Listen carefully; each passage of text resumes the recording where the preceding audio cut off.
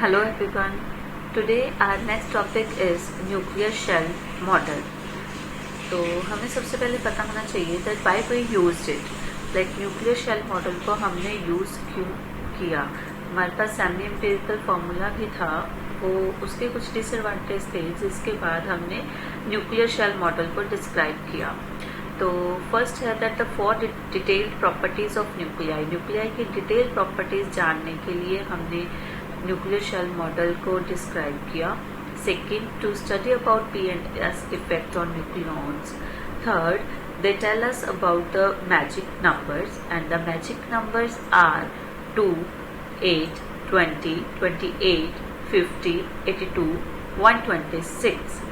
अगर हम देखें कि ये मैजिक नंबर होते क्या हैं, इनका क्या रोल है, तो हम देखेंगे that if any nuclei has magic number either as their number of protons and neutrons are more stable than their neighbors. कि अगर किसी न्यूक्लियाई के पास नंबर ऑफ प्रोटॉन्स और नंबर ऑफ न्यूट्रॉन्स ये हैं 2, 8, 20, 28, 50, 82, 126 में से हैं, तो it means they are more stable than their neighbours. For example, we have oxygen having Z is equals to 8 and mass number is 16. तो अगर हम इसमें देखेंगे that the number of protons in oxygen is 8 and number of neutrons in this is also 8. तो यहाँ दोनों ही magic number में include हो रहे हैं हमारे पास. तो एक तो ये ज़्यादा स्टेबल होगा ही होगा. अगर ऐसे चांसेस हों जिसमें number of protons and number of neutrons both are in magic number, then they are called doubly magic numbers. Okay, next हमें पता होना चाहिए कि जो न्यूक्लियॉन्स हैं उनकी इलेक्ट्रॉनिक कॉन्फ़िगरेशन कैसे लिखी जाती है.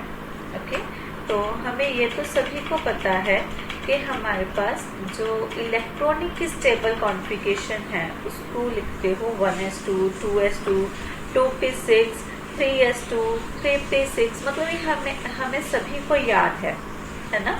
बट अगर हम देखें कि न्यूक्लियॉन्स की configuration configuration of nucleon is different from the configuration of electrons, तो उसका मेन रीज़न ये है कि हमें पता है दैट सेंटर में we have nucleus. In nucleus number of protons and number of neutrons are present which are called nucleons, and इसके all around shells में हमारे पास होते हैं number of electrons. तो electrons के पास एक center object है. center object का मतलब है कि उसके पास एक न्यूक्लियस है जिसके all around उसने रिवॉल्व करना है. सेकेंड थिंग कि इलेक्ट्रॉन्स के पास इतनी स्पेस है that they can revolve around the nucleus.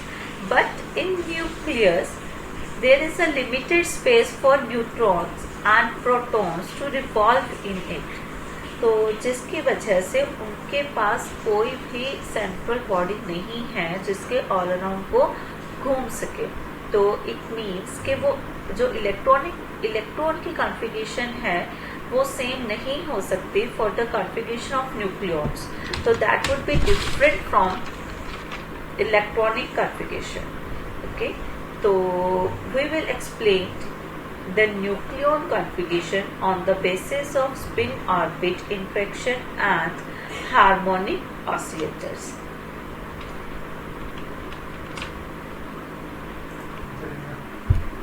Next, we all know that if we have n is equals to even, मतलब n की वैल्यू हमारे पास even है, then l की वैल्यू होगी हमारे पास even. It means 0, 2, 4, 6.